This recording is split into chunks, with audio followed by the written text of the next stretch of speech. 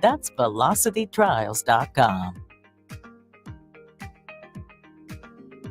This is former Husker and NFL linebacker Jay Foreman. For years, I've suffered from degenerative problems in both of my ankles, but thanks to a thorough and thought-out plan provided by Advanced Medical Imaging, I was able to get my life back with the least amount of pain as possible. While working through multiple options, the team of physicians at Advanced Medical Imaging were there to answer any questions I had. If you're experiencing any pain at all and want to get your life back, go to amimaging.com or give them a call at 402-484-6677. Advanced Medical Imaging, located at 7601 Pioneers Boulevard. Get rid of pesky critters once and for all with Bats to Rats. Their expert team is here to help you reclaim your home. No more sleepless nights caused by crawling critters or flapping wings. Bats to Rats ensures a safe environment for every family member. Check the website at batstorats.com for amazing offers. And if you mention this ad, you'll receive $10 off your initial inspection cost. Call Bats to Rats today at 402-781-8691. That's 402-781-8691. Bats to Rats. For over 15 years, Integrated Life Choices has empowered individuals with disabilities in Lincoln and throughout Nebraska. They provide comprehensive services from group homes and independent living services to job training, ensuring fulfilling lives for those that they serve. Now, they're inviting you to join their mission. If you are passionate about making a difference in the lives of people with developmental disabilities, explore rewarding career opportunities with them. Learn more about their services and apply today at www.ilc.net. Be a part of Integrated Life Choices, where your work truly changes lives. Rashawn Jackson here for Bauer Infrastructure, a veteran-owned local company proudly serving Lincoln, Lancaster County, and the surrounding areas. Bauer provides quality work at an affordable price, and they're growing rapidly. If you want to experience a career with a fast-paced, family-friendly environment, visit BauerInfrastructure.com. They have top-of-the-line benefits, year-round work, even through the winter. Bauer, usher in the new era of infrastructure to an area near you. And as always, go Big Red. Without a strong IT partner, your business ends up overspending, underperforming, wearing too many hats, complicating your work, and more. Applied Connective Technologies can help with experts in every facet of technology. If it plugs in, powers on, or charges up, they're your people. Imagine being able to call one team for all your technology solutions rather than a village of vendors and providers. For all your needs in managed IT and cybersecurity, phone systems, physical security, infrastructure, and audio or video, head to appliedconnective.com to better your business today. At Parkview Animal Hospital in Lincoln, it's not just a professional care that sets them apart, but their warm staff and state-of-the-art facilities. Whether it's for a routine checkup or a comprehensive medical procedure, at Parkview, your pet isn't just another number, but a valued member of their caring family. Visit them at pahlincoln.com today and in person just south of 14th and Pine Lake Road. Parkview Animal Hospital, your pet, our passion. For happier, healthier furry friends. Welcome in to the Corner 3, taking you around the arc of college basketball. From the NAAC to the Pac-12, the WCC to the SWAC. We cover it all now on 93.7 The Ticket. Here is your host, Austin Oerman. Thank you. Welcome into the Corner 3 on the 93.7 The Ticket, as well as theticketfm.com. This should be a fun one. We've had a couple good shows already. First show a couple weeks ago was the best Nebraska ball season under each head coach. And then we went over the best Nebraska men's basketball player in each decade. Well, today we're focusing in on the Fred Hoiberg era, the last 5 years, of course, dating back to the 2019-2020 season. We're going to do a couple things. The first thought exercise that we're going to go through is one player per year under Fred Hoiberg. Pick one and build a starting lineup. So you can't use two guys from last year's team or two guys from 2 years ago, what have you. For example, I could have Keisei Tominaga and Derek Walker on the team, but I couldn't have both of those guys in 2022-23. I know I'd have to have Derek Walker from that year and then Keisei from last year. So one player per year to build a starting lineup. We'll go a couple deep as well in terms of the rotation, probably go 8 deep with that when it's all said and done. And then we will, at the end of the second half of the show, we'll just do the best of the Go Big Fred era. What are some lineups that we could put together over the last 5 years of Nebraska men's basketball, what's the best team we could build? And I want your thoughts, right? I have my own. I'll go through my rationale, go through some numbers, set it up for you. But if you can pick your teams, let me know. 402-464-5685. Or since you're already watching on stream, hey, guess what? Wherever it is you're watching, Facebook, YouTube, or Twitter, you can drop a comment right there. It'll flash across here on StreamYard. I will be able to see it, and I will definitely get your thoughts.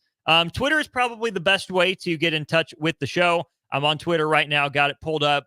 Really appreciate follow if you guys are able to drop me one at Austin_Oerman. Make sure, of course, you follow the station as well at 93.7 The Ticket on Twitter. All our shows go live, right? So if you don't want to miss the Corner 3, the best way to make sure you get it every week is to follow here on 93.7 The Ticket, the Twitter account for sure, or wherever it is you get your podcasts. Just search the Corner 3 with Austin Oerman. Follow it, subscribe to it, whatever it is. Episode will go live, 15, 20 minutes after the show when I get it posted. So definitely hit me up there on Twitter if you have any comments. I will go back and forth with you as well. After last week's show, I had a nice discussion with someone on Twitter who pointed out to me the error of my ways. I think we came to some common ground and understanding about, Bryce McGowan's in the year he had his one and done year at Nebraska. And we are certainly not done talking about Bryce McGowan's. All right, there's a couple ways I think we could go through this when it comes to picking one player per year under, the Fred Hoiberg era at Nebraska. The way I think I want to do this is to go year by year before we do the position breakdown for this starting lineup and just give you some of the better players for each year, some of the guys that were considered. So let's go back to Fred Hoiberg's first year at Nebraska, 2019-2020. The previous 2 years for Nebraska under Tim Miles, a combined record of 41-28. Of course, that 2017-18 team went 13-5, finished fourth in the conference, missed out on the NCAA tournament. The next year, they dropped off a little bit. Started out well. Isaac Copeland got injured, went on a 7-game losing streak, really scuffled toward the end. And we're going to have a show about just how big a missed opportunity that 2018-19 season was for Nebraska in the near future. But you go from 21-11 down to 19-17, and then you bottom out at 7-25 in year one under Fred Hoiberg. Score 69.8 points per game, but allow 78.1, 333rd. Don't forget, at this time, it was Matt Abdelmasih, who was the recruiting coordinator for Nebraska, listed as an assistant coach, wasn't doing any on-court coaching, really. He was the recruiting guy. I don't want to say bag man that wasn't around, wasn't available then. We hope Nebraska did everything on the up and up. But with the number of guys that left after 2019 and Tim Miles left, transitioning to Fred Hoiberg, not a lot left on the roster. One key departure was Isaiah Roby. Remember, that's the year Isaiah Roby had to make up his mind. Was he going to come back for year one under Fred Hoiberg, be his version of Georges Niang at Nebraska? Or was he off to bigger and better things? Was he off to the NBA? Of course, he chose that route. So who does Nebraska end up with, right? You have Thorir Thorbjarnarsson as carryover. And that's really it on the team. The transfer portal was huge for that team. Hanif Cheatham, Deshaun Burke, Cam Mack, Gervais Green, Mate Kavas all come out of the transfer portal. You have Kevin Cross recruited as a freshman out of Little Rock, Arkansas. You have Ivan Ouedraogo out of France. Yeah, there's a name that I didn't really forget about, but Ivan might sneak onto one of these teams. I'm just going to warn you ahead of time. Watch out for his name. You had Akola Rope out of Creighton Prep in Omaha. You had Samari Curtis, who I thought was going to be a dude for Nebraska. Yeah, that didn't pan out. You also had Chuck Nasty, Charlie Easley on the team, as well as the two late season fill-ins of Brant Banks and Noah Vedral, lasting images from the Big Ten tournament. 3 players on that first Fred Hoiberg team averaged double-figure scoring. Hanif Cheatham led the way. He averaged 13 points per game that year. You also had Deshaun Burke average 12.2 and Cam Mack averaged 12 points. Cam Mack, I know there's a lot of discussion about Cam Mack, who he was, on the court and off the court. Y'all, Cam Mack averaged 6.4 assists per game at Nebraska. 6.4 assists per game. Of the 32 games Nebraska played, he played in 28 of them, started 25 of them, led the team in minutes per game, played 35 minutes per game. He only shot 38.6% overall, 42% from 2, 34% from 3, and a wretched, abysmal, atrocious free throw percentage of 57%. But he averaged, again, those 12 points with 6.5 assists per game. Like, Cam was a walking paint touch. He could spin the ball, get it right where he wanted it, hit guys in stride in their shooting pockets, hit them on a pick and roll. But he also averaged 4.5 assists per game, of course, had the triple-double that many people remember. Deshaun Burke shouldered a lot of load offensively for that team, right? Late shot clock guy. I remember the play Nebraska drew up for him at the end of the game against Indiana. Solid, not elite year for Deshaun Burke. Averaged 12 points a game, 3 rebounds, assist and a half per game. Shot 40% overall, 45% from 2 on about 8 shots per game, only 30% from the 3-point range. But guys, Nebraska was atrocious, abysmal from the free throw line. I mentioned Cam Mack's 57% mark. Well, Deshaun Burke, worse, 56%. It was a problem, right? We talked about Nebraska's free throw woes, how bad they've been in the past. Nebraska as a team that year took 584 free throws and only made 60.3% of them out of the 353 Division I teams that year. Nebraska was 351st in free throw percentage. So for a team that, only averaged 69.8 points per game, 216th out of those 353 teams, you're leaving, on a per game basis, about 7 points per game at the free throw line. Even if you make, half of your misses and you go up to 72 points per game, you're still getting outscored by 6 points. But Nebraska outscored by an average of just about 9 points per game, 8.5, 9 points per game that first year under Fred Hoiberg. Hanif Cheatham, another guy on that team, right? Senior transfer, started his career, Big East honors as a freshman at Marquette, went to Florida Gulf Coast, transfers to Nebraska, then was a top 100 recruit in the class of 2015. He comes to Nebraska, averages 13 points, 4 rebounds, and an assist and a half per game. Thorir Thorbjarnason, one of his better years, 8 points, 5 rebounds per game. Gervais Green averaged 8 and 4. Kevin Cross really came on late in the year. Kevin Cross was a guy that I was really interested to watch in that Big Ten tournament. Of course, Kevin Cross has been on to bigger and, dare I say, better things at Tulane. 3-time All-American Conference player, as well as the 2021-22 American Conference Most Improved Player. Just last year, 23-24, in 30 games, averaged 17.5 points, 7 rebounds, and 5 assists for Tulane. Shot 51% overall, 42% from 3, and 82% at the free throw line. Nebraska had that player. Last year's team would have been dangerous. 6'8", 240, load to handle, inside game, outside game, could handle a little bit, but Nebraska does not get credit for him on this list. So the guys that I think we're going to consider from 2019 and 2020 to put on my all Big Fred starting lineup, Cam Mack, again, 12, 4.5, and 6.5. Those are pretty impressive numbers. Think what you will about the guy, but the player, there's a pretty good player there. I think there's a lot of competition at the shooting guard spot. So Deshaun Burke had an okay year. Thor was a solid glue guy, roll guy, but definitely not in the starting lineup. I like what Hanif Cheatham brought. Of the guys on that roster, probably the most willing defender, not lockdown, not elite by any means, but Hanif was the best two-way guy. Kevin Cross as a freshman was solid. You saw the signs, but didn't do enough, that year, I think, to garner much consideration. But on the low, Ivan Ouedraogo at Nebraska, 5.7 points and 6.3 rebounds per game for Ivan as a freshman. Again, making the transition from overseas in France to, Nebraska, middle of the country, middle of nowhere, 6'9", 250, a little bit of an undersized center. He had double-digit rebounds 6 times that year and a double-double.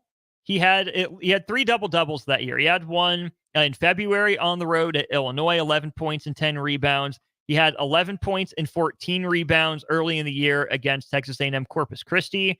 And one of the biggest beast mode games I've seen from a guy, on the boards was in a Nebraska loss to Northwestern. He had 11 points, only 5 of 11 from the floor, and 1 of 9 at the free throw line. So that's a a problem. 1 of 9 from the free throw line in a game that Nebraska ended up losing by 5 points, right?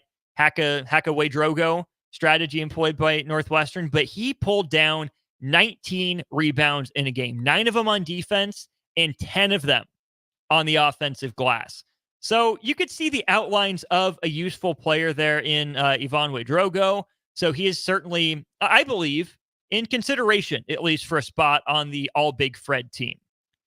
Let's go to the next year. Nebraska 7-25 in year 1 under Fred Hoiberg, 2-18 in Big Ten conference play. And of course, that season was cut short by COVID. We moved to 2020 and 2021. Another 7-win season for Nebraska, 7-20 overall, 3-16, finishing dead last in the Big Ten. That team allowed 4 fewer points per game and scored 1 more point per game. So slight improvement there. What a wild list of names to read here for this 2020 and 2021 team. Leading scorer on that team, Teddy Buckets himself. Semi-local product, right? Teddy Allen out of Boys Town High School up in Omaha, but we know Teddy's story bounced around quite a bit. You add Trey McGowan's to the roster. He's your second leading scorer. Delano Banton, after he sat out the year before, right? Remember, that was when you didn't have the unlimited transfers. So Delano Banton comes off the bench, comes off cold. He's Nebraska's third leading scorer. Actually, also the leading rebounder for Nebraska that year and the leading assist man. You have Lat Mayen making his arrival in Lincoln. You get Kobe Webster, part-time starter, probably best off the bench for that team. Thor was back, saw his role reduced, only averaged 4 points and 3 rebounds per game. Derek Walker got added to the team at midseason as well, a guy that Fred Hoiberg and his crew snapped up but couldn't get eligible till midseason after his transfer from Tennessee. Ivan Drogo took a little bit of a step back. He had Eduardo Andre, Trevor Lakes on that team that played some roles as well. So guys under consideration in 2020 and 2021. I mean, you got to put Teddy Buckets at least in consideration. Like, what a year for that guy. On the year, played in 22 games, started 21 for reasons we don't need to get into here. The only guy to take double-digit shots per game. He took 13 shots per game, field goal percentage of 45%. He shot almost right at 50% on twos. Teddy was one of the better finishers at the rim. You know, those tough, awkward angles, contorting his body, finishing through contact.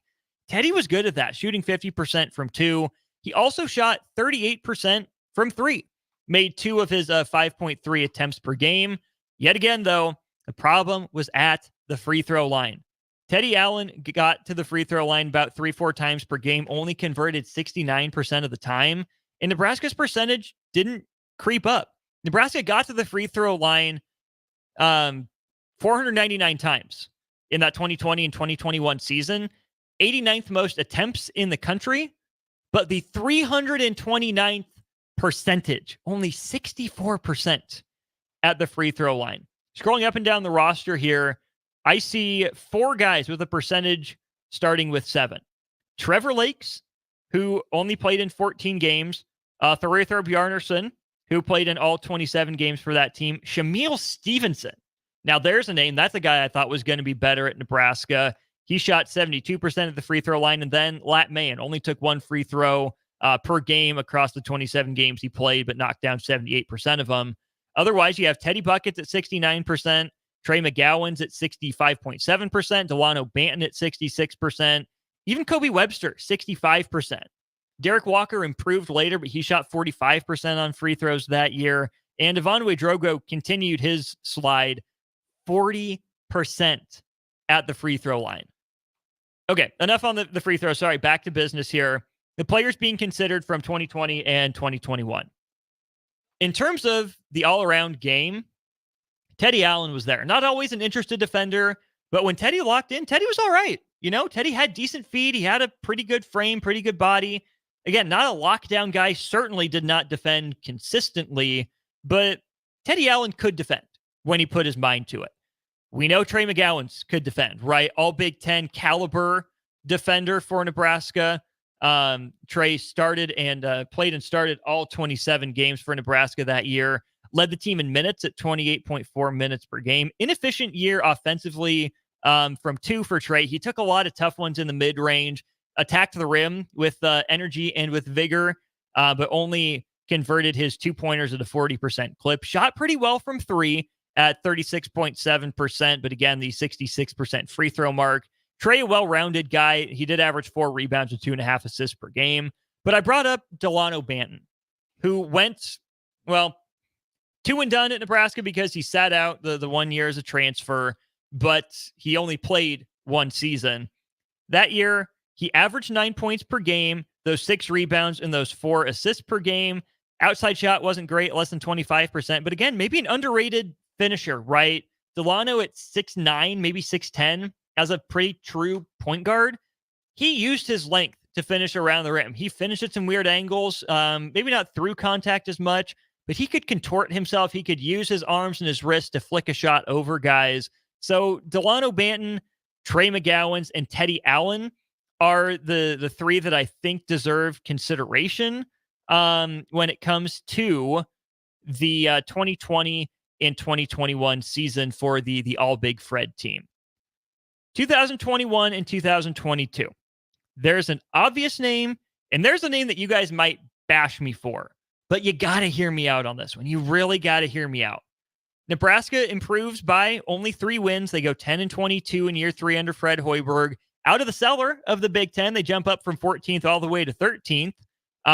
Offense, best it had been under Fred Hoiberg, 73 points per game. Defense still pretty abysmal, 78.5 points per game given up. The names on this team start to get a little more familiar, right? We had Trey McGowens in Lincoln that year, but he got hurt. Remember, he had the ACL injury, so he didn't play really the last half of the year. Keisei Tominaga arrives on campus, plays a little bit of a role. He averages just under 6 points and 2 rebounds per game. Lat Mayen back as a junior, 6 and 4 for him. Got Kobe Webster back for a second year. With the COVID eligibility, Kobe Webster decided to come back. Definitely better as a super senior than a senior. You get TJ Wilcher transferring in from Xavier. He averaged 8 points that year. But the big 3, I use that term loosely for Nebraska, Derek Walker, Alonzo Verge, and Bryce McGowens. So let's start with Bryce McGowens, the obvious case. Okay, Bryce McGowens that year, again, 1 and done, 6'8", 180-pound player, ranked number 25 in the 2021 class. 16.8 points per game, 5.2 rebounds per game, and about an assist and a half per game. Overall, Bryce shot 40%, but he was better from 2, 48%. So again, good finisher, lengthy, smooth athlete. Not always the most explosive, some, but I would describe Bryce McGowens as more of a smooth athlete more so than an explosive one. He was creative at finishing through contact. He found angles with those long, kind of gangly limbs.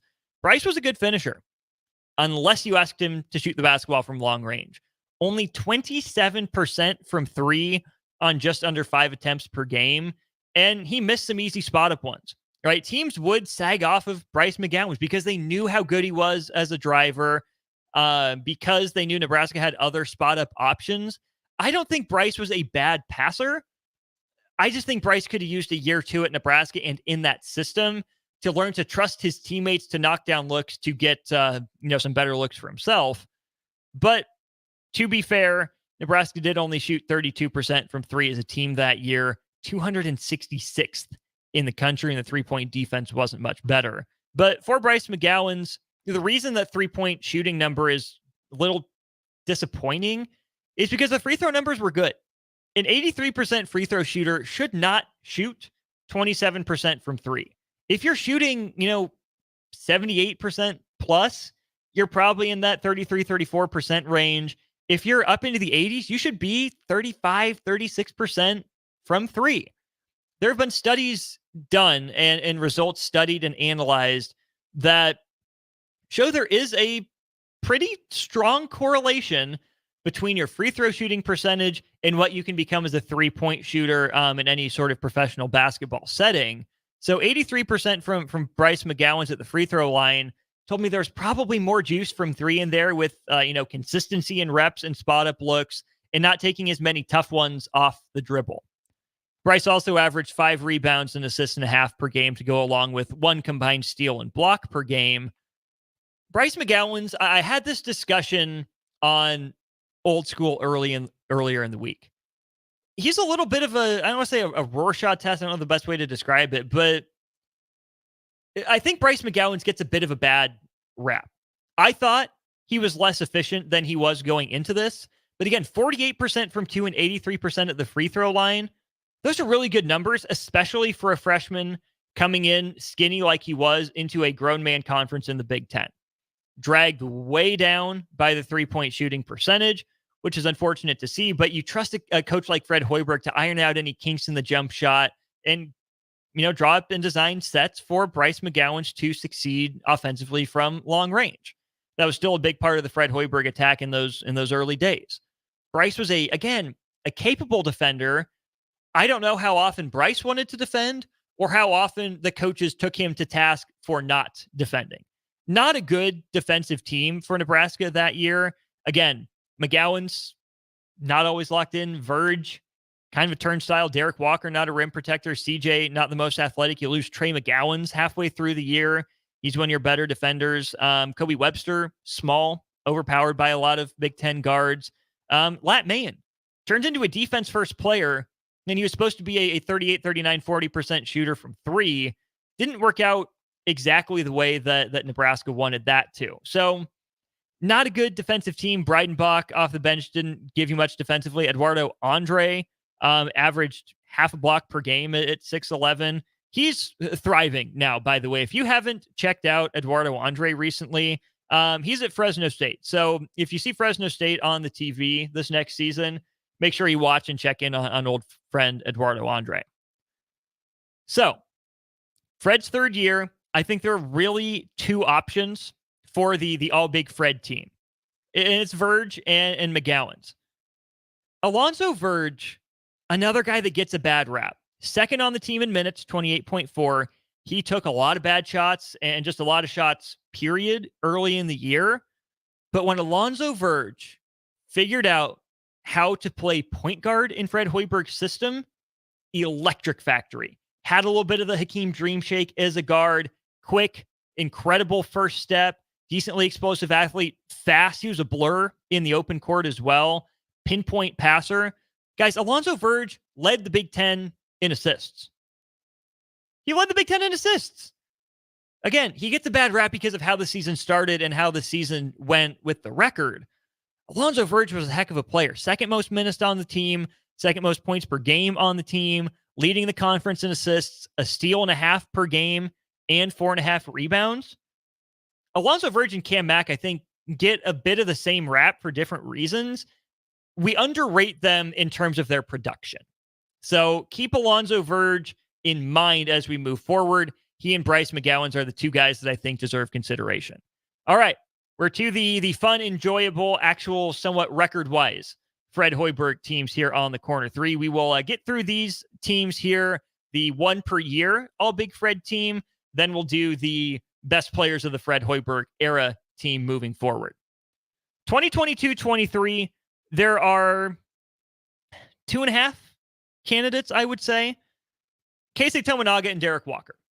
Pretty much undeniable for what they brought to the table. Their 2-man game, the passing, cutting, screening, Keisei's shooting and creativity, Derek Walker stunning Ryan Kalkbrenner at multiple points in the 10-point win at the CHI Health Center. Some of the most fun, seeing Nebraska, make that run, learn, grow together, develop that chemistry. That run, unfortunately, cut short by a bad loss to Minnesota in the Big Ten tournament. Sam Griesel was on that team. He averaged 12, 6, and 4, on the low for Nebraska that year. Most other years, Sam Griesel's Nebraska's most important player. He dropped down to 3rd in priority, at least for that team. CJ Wilcher is a sophomore, averaged 8 points, 2.5 rebounds per game. And don't forget about Emmanuel Bandemel. Nebraska, I think, was really, honestly, truly searching for a replacement for Trey McGowan's, who, after he tore his ACL, he didn't come back for that 22-23 season. Nebraska went in the portal and got Emmanuel Bandemel from Canada, played at SMU before, all AAC level defender and 40% 3-point shooter. Bandemel, again, a victim of circumstance as he hurts his knee in the 20th game of the season. He missed the rest of the season after that. But that was a guy that had handled, some secondary ball handling point guard responsibilities, who was a, 38% 3-point shooter at SMU, was only at 22% through the first, half of the season. His free throw numbers were better at 75%, 48% from two. So I think people were getting ready for Emmanuel Bandamel and his shooting ability to come around come conference play. We just never got to see that. But I won't forget the narrative and the conversation around him throughout the rest of that season was, hey, having Emmanuel Bandamel, having Sam Griesel, and having Derek Walker in that locker room was probably the best thing for that team. Kept their heads screwed on straight, stayed calm, stayed steady, kept moving forward. And I think he really saw the dividends paid the next year. With even though it's a whole new group of guys, I think that group really set the tone for Fred Hoiberg and opened his eyes to, this is what I want out of my best players. This is what I need to demand and expect from them. Of course, 2022, 2023, Nebraska, bottom 10%, bottom 5% in the country at shooting free throws, 64%. They didn't take a lot of free throws and they didn't make a lot of free throws. So that was a problem. But I think Walker and Tamanaga at the very least deserve consideration here from the 22-23 team. Sam Griesel and Emmanuel Bandamel down the list.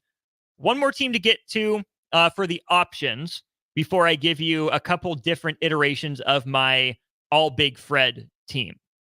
Juwan Gary, Bryce Williams, Rinkmast all come to mind. And I'm not going to put Casey's 22-20 or 23-24 on the list.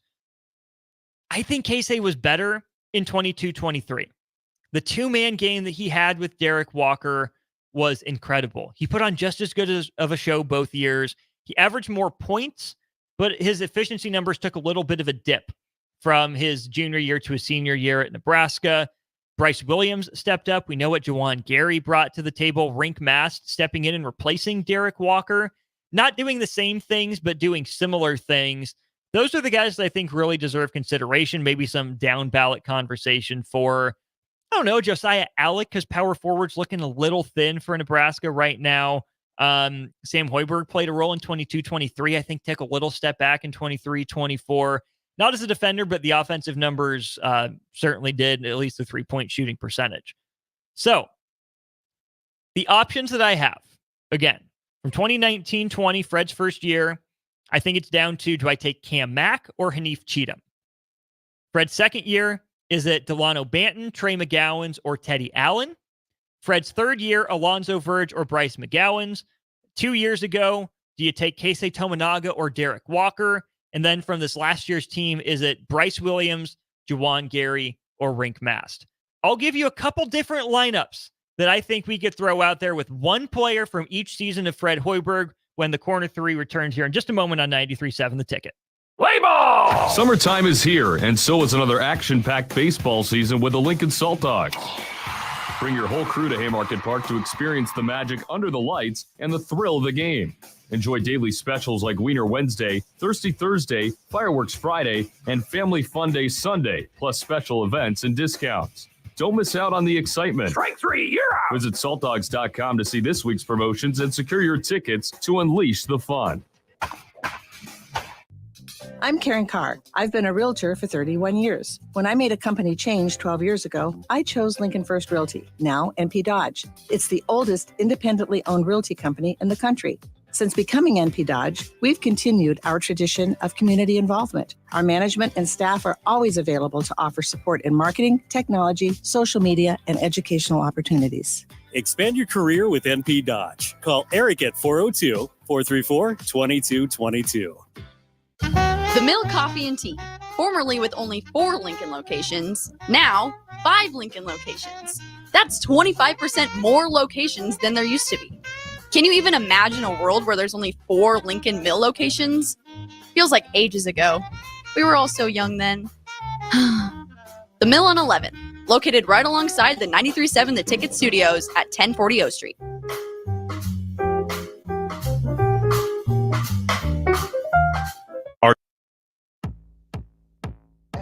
Back to the Corner 3 on 93.7 The Ticket. Here is your host, Austin Oerman.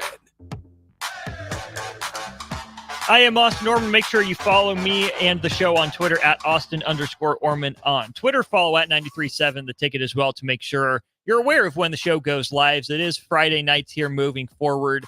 Sometimes 6 to 7, sometimes 7 to 8. Again, just stay tuned on Twitter so you don't miss anything. All right. One player per year to build a starting lineup for Fred Hoiberg. The best starting lineup that I think would be the most competitive dropped into any given year in college basketball. I'm going to go year by year instead of by position. So 2019-20, the player I'm taking off of Fred Hoiberg's first team, Kanief Cheatham. I'm going to put him at the 3. I'm going to put him at the small forward position. 13 points and 4 rebounds, adequate defense, 34% three-point shooting. You'd like to see that tick up a little bit as a 3-and-D sort of wing. But I think Kanief, the lefty, can be a little bit of a connective playmaker for me if I need him to be. He's going to at least compete on the defensive end.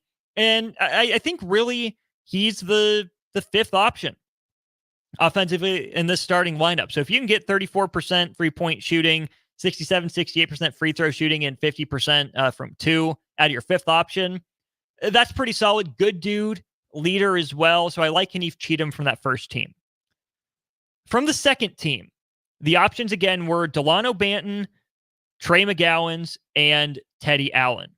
Well, my small forward position is already taken, and I don't think Teddy was a good enough defender to play the 4 and not quick enough to play the 2, so he's out. Comes down to Delano Banton or Trey McGowens. I'm going with Trey McGowens on this one. Better defender, and in that 2020-21 season, again, the year that we're using here, Trey McGowens was better offensively than the next year. 11 points, 4 rebounds, 2.3 assists per game for Trey McGowens, 40% from 2, but 37% from 3 on a lot of spot-up looks. If Trey McGowens is going to be my point of attack defender, and he's shooting 37% from 3, and can be an occasional second-side playmaker, again, leader, dog, competitor, sign me right up for that. It's tough to leave the triple-double threat of Delano Banton off the roster. Silky smooth, kind of lengthy athlete. It's tough to leave the buckets off with Teddy Allen, right? The 41 he dropped against Penn State, scintillating. But I think Trey McGowens is the player I have to go with here. And I go with him at shooting guard instead of a guy like Keisei Tamanaga, which is tough. And of course, his brother, Bryce McGowens. I take Trey over as I'm designing this lineup because the player that I have from the Bryce McGowens year at Nebraska is Alonzo Verge. I need a point guard. I need a true point guard. What I saw from Alonzo Verge at the end of that year was a legitimate all Big Ten caliber point guard. He grew into it. He developed into it. Bryce was probably the better player, but Verge had more well-rounded numbers. He could take over, but I think on this team, he doesn't have to. Yes, you run the risk of him doing that with this team that I have up here, but I like the idea of Alonzo Verge at point guard in the pick and roll with my next 2 guys and even some of my bench guys. So Verge, again, 14.5 points, 4.5 rebounds, but a Big Ten best 5.5 assists per game in 21-22. Bryce McGowens is probably the toughest cut. But if I had thrown Bryce McGowens here, I'm down to probably Delano Banton at point guard, which would have been fine. But I think Verge had the better true point season. 22-23, again, Keisei Tamanaga is in the crowded shooting guard position here, and there's not a lot going on at center. It's an okay freshman year from Ivan Drogo, and then it's down to the best Derek Walker year, or do I put Rink Mast at center? I'm going with Derek Walker as my center. He's my player from 2022-23. This is where I think we really, truly discovered the essence of a Fred Hoiberg team, of being able to play a lot of 5 out, to have Derek Walker be a point post, to grab a rebound, dribble the ball up, initiate offense, draw shot blockers like Kalkbrenner, like Edey away from the rim, and initiate offense. Derek Walker able to finish with both hands. Derek Walker threading the needle to Keisei Tamanaga was incredible basketball. It was poetry in motion between Derek Walker and Keisei Tamanaga. So I'll start Derek Walker at center because we still need a power forward, and power forward is extremely dry. I highlighted the list of guys that I thought were under consideration for this all Big Fred, one player per year team. And for all 5 years, I didn't highlight the power forward as a viable option. Freshman Kevin Cross, no. Lat Mayen was but the competition, those other 2 years wasn't great, or was better than, sneaking Lat Mayen in. I had Juwan Gary in 22-23. And then you can tell me this is cheating if you want to, but I'm moving Rink Mast to the power forward position. Especially with this lineup of Derek Walker as my center. Rink Mast can play power forward, right? He can defend fours inside and out pretty capably. If you get a super rangy athletic four, like if Coleman Hawkins is playing the four, you don't feel great about that matchup. But a traditional sort of, Andre Drummond or Tyler Wall, Steven Crowell sort of four, I like Rink Mast around that. 48% shooting from 2, 34% from 3, not the stretchiest of fours, but I'm not running 2 bigs with their back to the basket. I'm just not doing that. And 84% at the free throw line, good secondary sort of rim protection. And this team needed a little bit of height. Verge, not the biggest guy. Trey McGowan's competitor, not the biggest guy. Cheatham's got decent size for the 3, pretty average. Walker, an undersized center for sure, so I make up for that a little bit with Rink Mast. That's the team I go with. 1 player per year under Fred Hoiberg.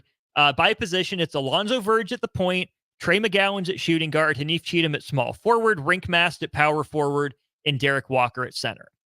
But I'm not just going to leave it there. I couldn't just go with one team.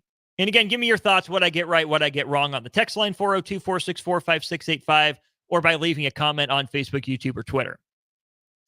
Here are a couple other lineups that I think we could go with.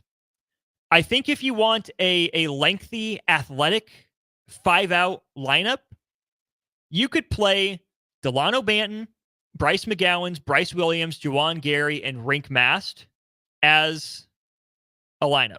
Except you can't do that because Bryce and Rink played the same year. So I got to take Rink out of there because Bryce Williams deserves consideration here on a team. That means, wait, shoot, I can't even do that because I have Juwan in there as well. Okay, so this team is just out the window. We're going to get rid of that one. Okay, here's another team. Alonzo Verge at point guard. I'm going to move Bryce Williams to the 2. Teddy Allen plays the 3 for me. I'm going to have Hanif Cheatham play up at the 4 and then Derek Walker at the 5. You could also go Delano Banton, Bryce McGowens, Hanif Cheatham, Rink Mast, and Derek Walker as a lineup. One of the biggest lineups I think you could throw out there. Sam Griesel at point guard, right? Not as tall as Delano Banton, but a little beefier. Bryce McGowens, his length with Bryce Williams. That'd be a tough, shooting guard, small forward combination to top. Teddy Allen at power forward, I don't like. You can switch him and Bryce Williams if you want to. Then Ivan Drogo. That's a fast lineup that you're going to play 4 around 1. You can have, that kind of inverted floor, maybe with Ivan Drogo and Sam Griesel backing guys down into the post. Or you could do a lineup that looks something like Alonzo Verge, Keisei Tominaga, Teddy Allen, Josiah Alec, and Ivan Drogo. But again, if you have to throw Drogo in there, you're small, and what you got from it in Nebraska isn't great.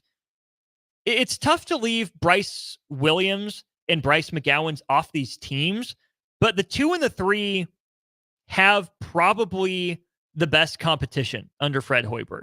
You had a decent run of point guards there, right? I think Cam Mack statistically is underrated. Same with Alonzo Verge. Delano Banton gets the hype for being a one and done. Probably the most well-rounded of those guys. Sam Griesel as a transfer point guard was fun. And if you consider Bryce Williams a point guard, you could unlock some fun lineups. I don't consider Bryce Williams a point guard. I consider that just an experiment. It's going to happen again at some points this year. I'm not the biggest fan of it. I'd love to see Bryce Williams prove me wrong, improve the handle, improve the passing reads, and we can go from there. So, my final answer for the 1 player per year Fred Hoiberg team. Hanif Cheatham from 2019-20 at small forward. Trey McGowan's at shooting guard from 2020-21. Alonzo Verge at point guard from the 21-22 season. Derek Walker, his breakout year in 22-23 at center. And then I'm playing pretty big with Rink Mast in my power forward position from his contributions last year. I don't think that's the best team I can put together, though, under Fred Hoiberg. So here's what we're going to do. We're going to go to break. I will give you my all Fred Hoiberg team. The best lineups I could concoct in Fred Hoiberg's 5 years. Throw the seasons out the window. Who are the best players? What are the best lineups? That's how we'll wrap up corner 3 next. Electrical Enterprises in Roca reminds you, the men and women of our military dedicate themselves to serving our country. Their commitment and courage keep our country safe and strong. Let us honor those who have lost their lives in the line of duty and salute those serving today. This from Electrical Enterprises in Roca. For all your residential and commercial electrical construction needs, call 402-438-5822. We live in the land of the free, thanks to the brave. Gaina Trucking is hiring for heavy equipment operators and a heavy equipment mechanic. Working at Gaina Trucking is a great career with excellent team culture, with benefits package including competitive pay based on experience, health, vision, and dental insurance, and a 401k plan. If you're looking for a new job as a heavy equipment operator or mechanic, apply online at GainaTrucking.com or call 402-794-5000. Start your career today at Gaina Trucking. Where will your path take you, traveler? To seek fortune in a new career? Or on a journey to distant lands for a well-deserved vacation? Wherever you go, one distraction could spell disaster. You can change your fate, adventurer. Don't drive distracted. Paid for by the NDOT Highway Safety Office. Constructors is now hiring for all positions, with laborers starting at $23 and up based on experience. Constructors has immediate job openings for laborers, mechanics, bridge builders, operators, and drivers. Start your new career today. Constructors offers great pay, health, dental, and vision insurance, paid time off, paid holidays, and so much more. Join the crew today and be a part of Nebraska's oldest paving company dating back to 1908. For a complete list of openings and to apply online, visit constructorslincoln.com. Hey, Nebraska! Back to the corner 3 on 93.7 The Ticket. Here is your host, Austin Oerman. Wrapping up another edition of the corner 3 here on 93.7 The Ticket and theticketfm.com. First half of the show, first 2/3 of the show, have been about the one player per year Fred Hoiberg team. I've got Anif Cheatham, Trey McGowan's, Alonzo Verge, Derek Walker, and Rink Mast as my team, which takes us now to a similar but different vein, just the all Big Fred team. So, regardless of the season these players played in, regardless of the year, what are some of the best lineups I can throw out, combinations of players across Fred Hoiberg's tenure at Nebraska? Some overlap and some new. My personal biases are that I like versatility, I like switchability, length, 3-point shooting. Those are what I err toward. I like guys that can handle the rock. I like guys that can pass the rock, be adequate on defense. My teams are going to play pretty fast, shoot a good number of threes. It would look something like Nebraska did the last couple of years under Fred Hoiberg. I don't know if I'm willing to sacrifice quite as much rebounding, but just know I am a sucker for a basketball team with a handful of dudes that are, 6'5" to 6'8", 6'9" maybe, that can play anywhere from the 1 to the 4. I like stretch bigs. I understand that you sometimes need a traditional big man in the Big Ten. So all of my personal biases and leanings in mind. The best lineup I can throw out off of my research and my, my proclivities, the way that I tend to look at basketball: Alonzo Verge, Bryce McGowens, Bryce Williams, Juwan Gary, and Derek Walker. That's the team I've got put together for the best of the all Big Fred team. Keisei Tominaga accomplished more at Nebraska than Bryce McGowens did at the shooting guard position. I like Bryce's length. I think a second year of him would have been a special player. And it's hard to deny that, Bryce Williams should have been the Big Ten Freshman of the Year. I like the length. I like the versatility. I think I could get him to buy in a little bit on defense, even if he's not a stopper. Alonzo Verge at point guard because he's undeniable with the ball in his hands. Better three-point shooter than Banton. You don't lose much in rebounding, right? For a smaller guard, Alonzo Verge was still a decent rebounder, not that far behind Delano Banton in rebounds and averaged more assists per game. I like Delano's defensive versatility more, but I think that this team that I have now needs some of that explosion, that athletic pop. If I had, say, Teddy Allen in this all Big Fred team, I could get away with a smoother Delano Banton, but I want some explosion. I want some suddenness, and the numbers are hard to deny for Alonzo Verge. Bryce Williams at the 3, again, could have moved him to point. Not a huge fan of the point Bryce Williams experiment. I think he's at his best at the 2 or even probably the 3. I think Bryce is a capable defender. We saw Bryce Williams be asked to guard other teams' best players relatively frequently this year, this last year, and I bet we'll see it some more again this coming year. I think if Bryce Williams commits and on this team, he'd probably, I don't know if Bryce Williams is the number 1 offensive option on this team. I like his offensive game a lot, but if I can tell Bryce Williams to focus on being a 3-and-D wing, get his 3-point numbers up over 40 instead of just under 40 this last year, make it so he doesn't have to handle the ball, I think he would buy in a little bit more on defense, commit a little more, and I think the efficiency numbers would shoot up a little bit for him. This is where you see my biases come in a little bit here. My 1 player per year Go Big Fred team had Rink Mast at power forward and Derek Walker at center. Well, my regardless of year team has Juwan Gary at power forward. Not the best shooter, but passable. Can get on a burner. Again, some of that athletic pop, right? Juwan can soar. He's a dog. He's going to rebound. He's going to hit the glass. And he can defend. I like the idea of Juwan in the dunker spot, hanging out in that short corner as a cutter, as a bit of a rim runner if you're going to run some interesting pick and rolls. Because I've got Derek Walker at center. My personal pick would be Rink Mast. I like what Rink brought to the team. I love the stretchability from the 5. Solid positional rebounder.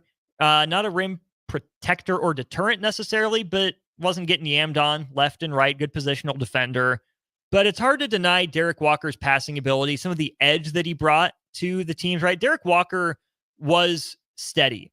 And I think his steadiness plays well with Bryce Williams.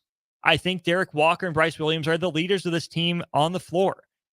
Undersized team, but I think decently switchable, decently versatile team, 2 through 4 at least. Derek Walker, okay perimeter defender. I don't love it if he's out on an island, but if it happens once or twice, I can live with those results. So the tough cuts are Keisei Tominaga, right? His 38, 39% 3-point shooting and creation. Rink Mast for all those reasons. Hanif Cheatham as a glue piece would have been fun to have on this team. Thorir Bjarnason is the guy that Fred Hoiberg really trusted his first couple years. Numbers weren't always great, but you saw some growth and development in Thorir Bjarnason, and I think he would fit pretty well on this team. But with Keisei, with Thor, with Hanif, that's a lot of lefties and some pretty skinny guys. Delano Banton, a tough cut. Sam Griesel, a tough cut.